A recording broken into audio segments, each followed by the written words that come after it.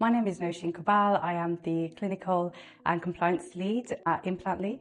I have been with the company for around 2 years now.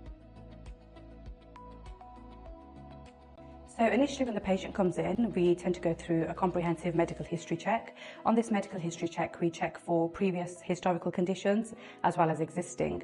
We also go through a social history assessment just to see their habits, their daily habits, and what can affect their current teeth. Once that's completed, we sort of talk to the patient about the process and what they are here for today. Reassure the patient that today is just an assessment, so we're not doing nothing aggressive or nothing too much for them. Just by saying this to patients, they already feel calm, just because then they know we're just there to capture some data, get to know the patient, and basically figure out what they want and if we can offer that service to them.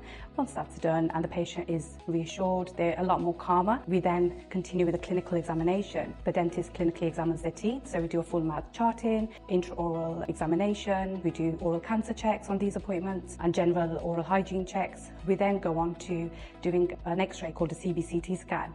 The CBCT scan is something which can tell us whether the patient has enough bone for implants, and generally if the patient can or cannot have implants. So this scan is quite important. So we explain the process of the scan. It usually exposure takes about 30 seconds for this. So it's not a long time. You're standing by the machine and we just reassure them that, this is what's going to happen. This is how long you'll be in the room. And unfortunately, we do have to step out due to radiation. But while we're stepping out, we still monitor the patient from outside the room. And like I said, it's only 30 seconds. Once the scan's done, the dentist tends to stay in the room and evaluate the scan just to see if the patient has enough bone, what the prognosis is. The nurses then take over. We take the patient back into the clinic and complete some intraoral scans. We take some images, some videos, and generally just reassure the patient, talk to them, and just have a good chat while the dentist evaluates the scan.